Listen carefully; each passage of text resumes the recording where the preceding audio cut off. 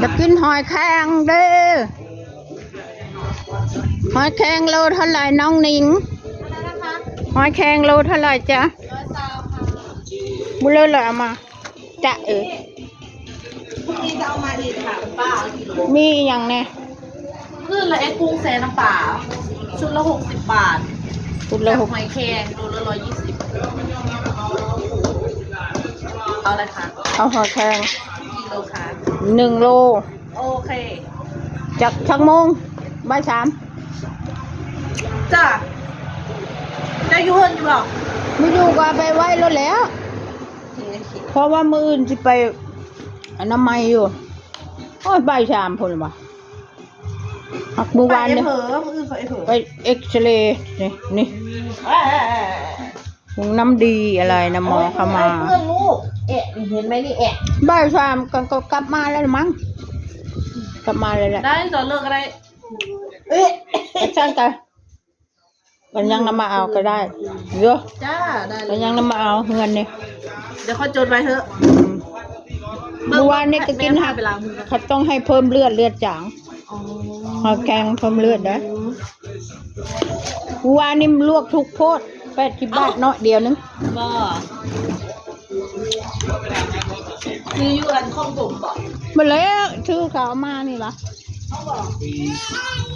ก็ไอ้หัวใจอีเย่บอกว่าหนิงก็มาขายอยู่โอ้บอกเธอบอกเนาะค่อยขายตลอด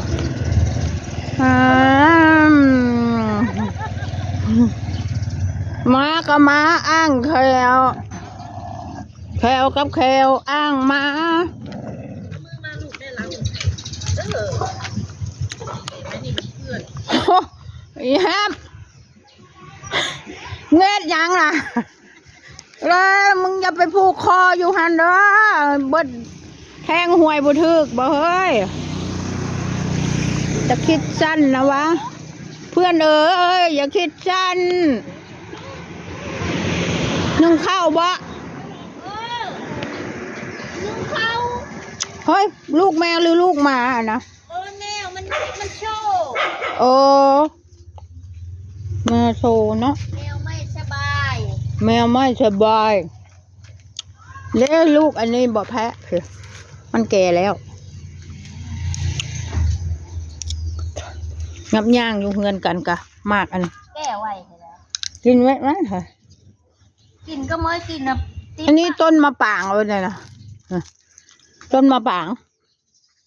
มะยมชิดบ่มะพร้าวนะมะปางมะม่วงไข่นี่เฮ้ยมันเหลืองนั่นแหละพ่อมาปลูกนะมะปางต้นใหญ่พูนได้ซ้ำอัน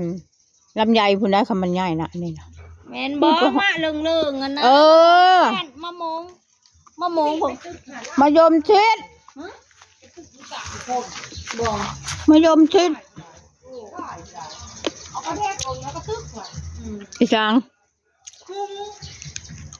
ไรเหรอมันไรกุ้งเลยอ่ะไรกุ้งอยู่บ่เหรอไปเพื่อมานานไม่เวินแม่นเพื่อเอากุ้งมาเพื่อ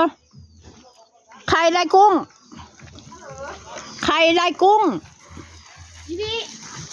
บ่ไปติดอยู่อันสระลงว่าโอ้นะฮั่นนะเนาะสระลงว่านะมันได้โอ้ยยันเขาบ่ให้ตึกเนาะเฮาพัดเจอยันเขาไม่ให้ตึกเลยเขาว่าคนเขาชอบพอเดียวอยู่เว้ยพัดเขามีได้ชอบเขาบอกให้ตึกกุ้งในโตน้อยนะงามเท่าไหร่ใช่นะบอกกุ้งใส่งามผักกาดอันนี้บิดเอาอันนี้ไปกินก็ได้บิดเอาละแม่บ่ค่อยก็มีเผ็ดไปได้ค่ะ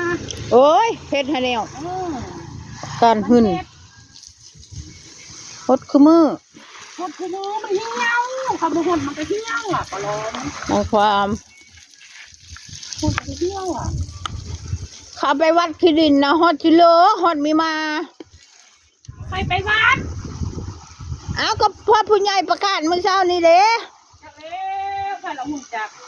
ไปมาฮอตสิเด้อตาถาผัดไปท่าแต่เช้าผัดบ่เห็นฮอดคน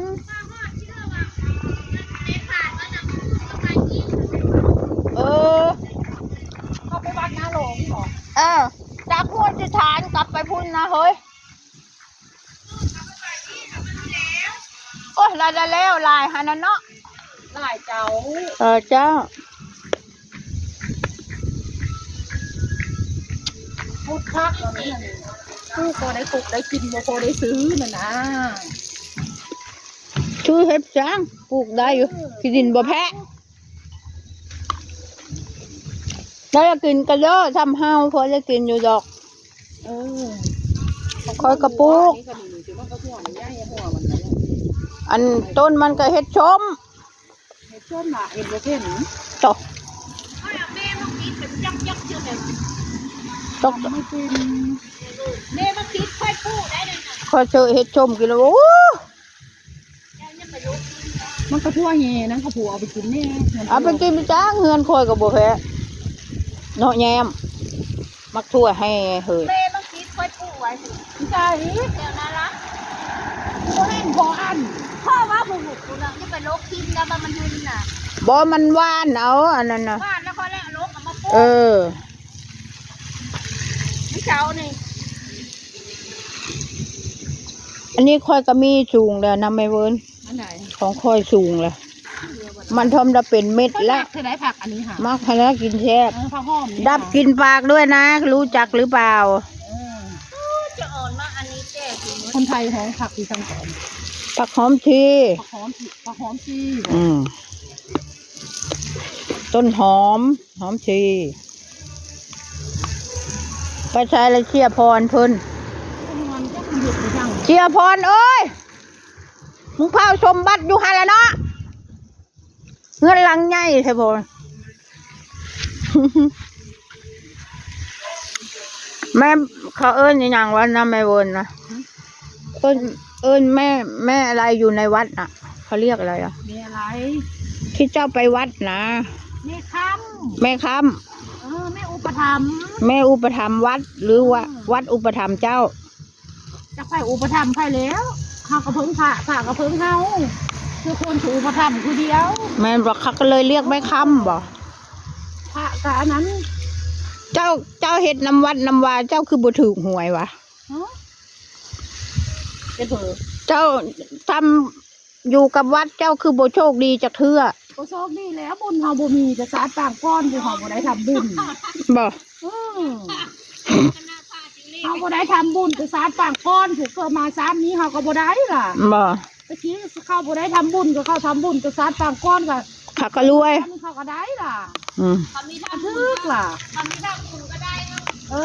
ค่อยบ่ได้ไปทำบุญเพราะไว้ทำบุญสาดน่ะ บ่มาชาตินี้ก็เลยทำ เกิดมาซ้ำนี้ก็เลยเฮ็ดล่ะ บ่ ซื้อเลขซื้อเบอร์มันก็บ่ถือ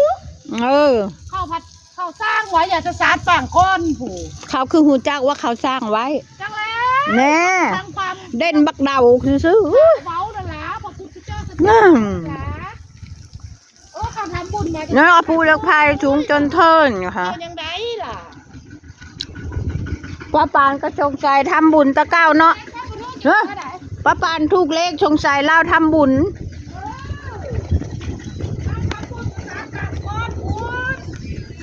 โอ้ไปดูต้นอันนี้ก่อนงามทำไม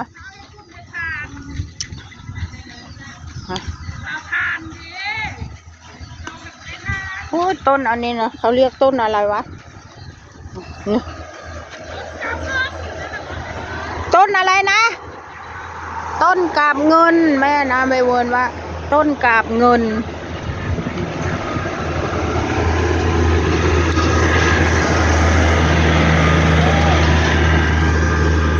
หยุดต้นกาบเงิน